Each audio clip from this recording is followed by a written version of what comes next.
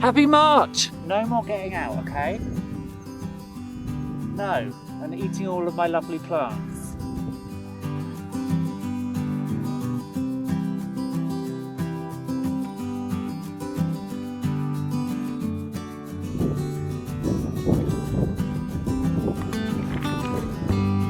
How are your babies? Your babies okay? Are they growing? Are they growing in your belly? Nom nom.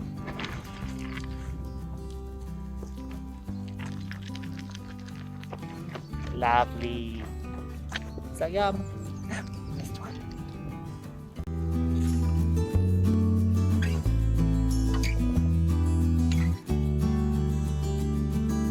Happy March! And what a beautiful day it is. Not. The weekend has been glorious though, and I wanted to show you something that I was working on. So if you look over here, there is a heap of hurdles that used to be where the goat caravan was, which means we have fencing!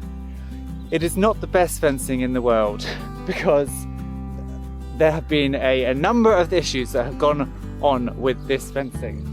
They only had the short fencing in stock, and so I bought short posts, and then overnight Ulysses down by that tree realised he could jump over the fencing.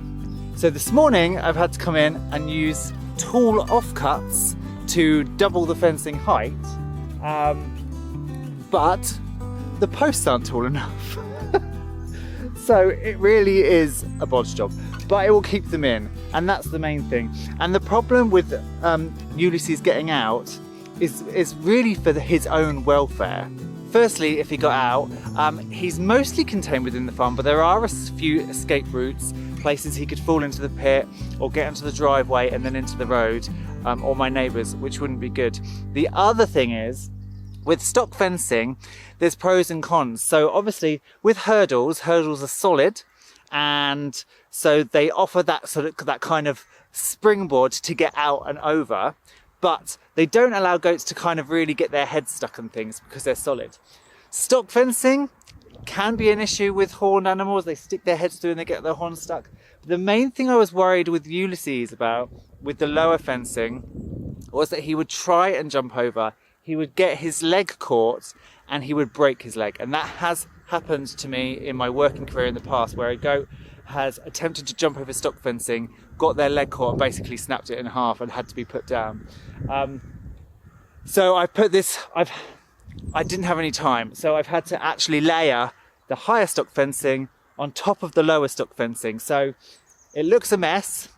There are more possibilities, I suppose, to get heads stuck, but they're climbing up it less, which is good. And it does mean that Ulysses now can't jump out, and possibly I would rather somebody get their horn stuck for a few hours while I'm not here than try and jump over and end up breaking a leg, breaking a hip, and having to be put to sleep. No more getting out, okay? Especially you. Yes. No more getting out, okay? No, and eating all of my lovely plants. Not anymore. That's what he thinks of that. Shows me the bum.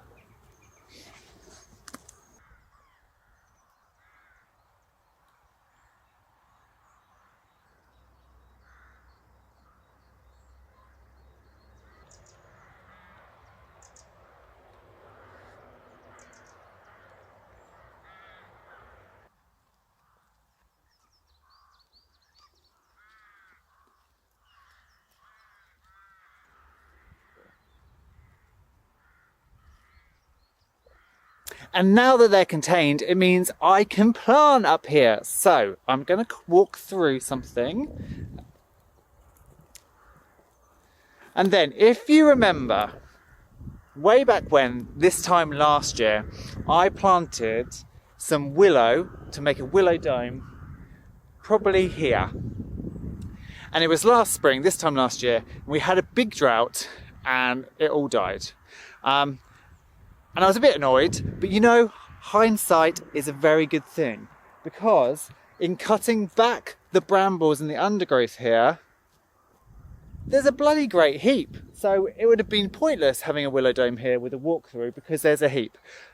The caravan was also not in the main plan. That was just going to be scrapped. And now it's become an integral plan to kind of what's going to be happening up here in terms of our experience days with the goats and having somewhere for the goats to kind of have a permanent base.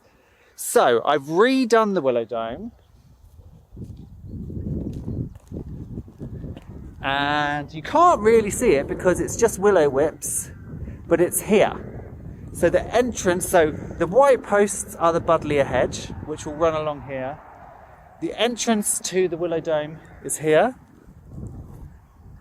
And then you'll come into the willow dome, and then instead of going straight through, I put it off to the side. So you'll actually come out this way, and then you'll follow this path line right down to the nuttery, past our goatee friends. Now the other accidental benefit is that willow is really good for livestock and it acts as a bit of an anti-inflammatory. So when I prune and cut this willow dome, I can just throw it all straight into the goats and they will absolutely love it.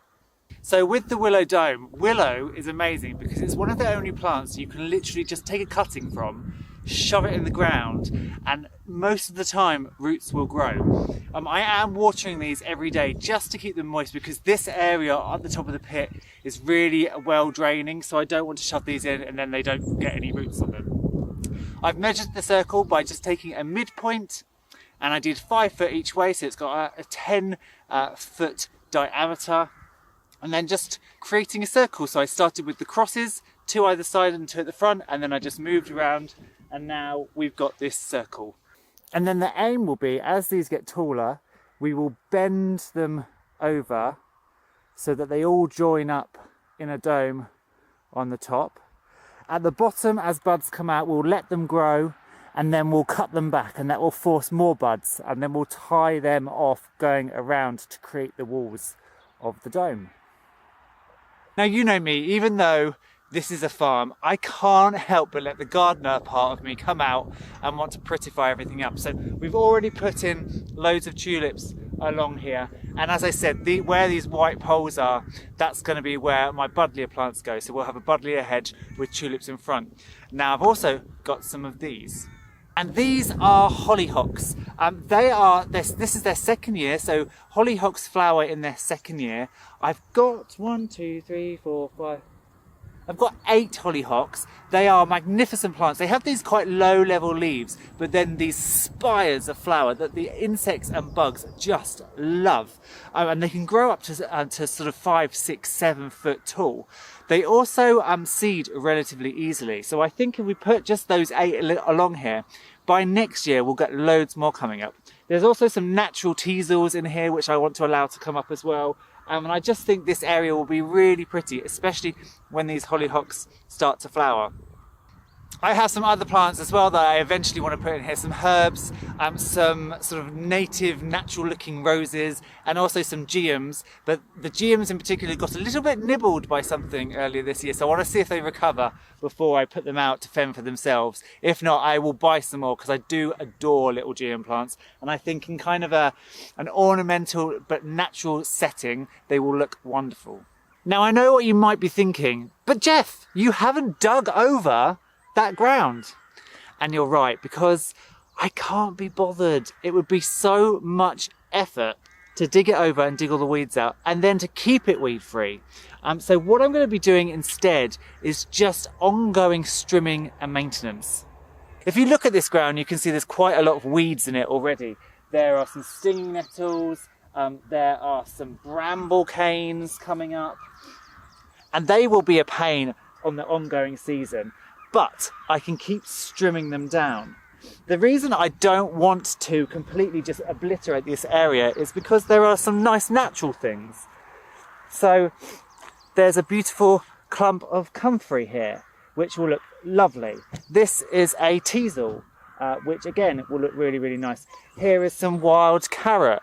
Again, it will look magnificent over the coming year. So instead of wasting a lot of time and effort just trying to dig and completely eradicate everything that's here, I'm just going to work with it.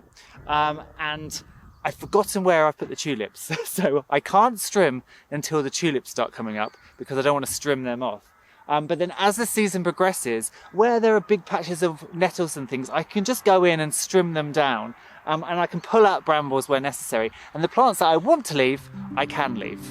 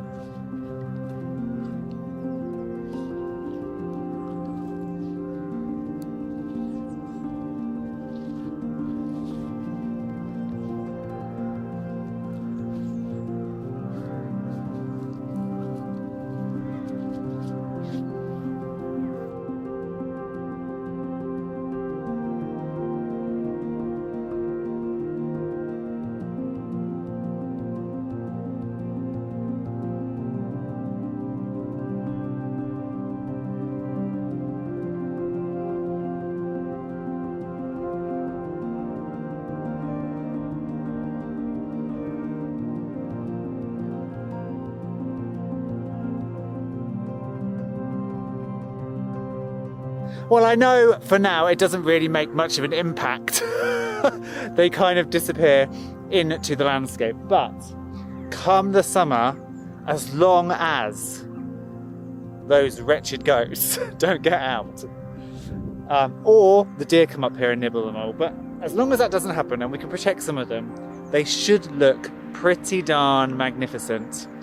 If you're a goat fan and you want to see just how this caravan came about, then hit the link up here and I'll see you in that video where we actually gut and renovate the caravan into the goat van.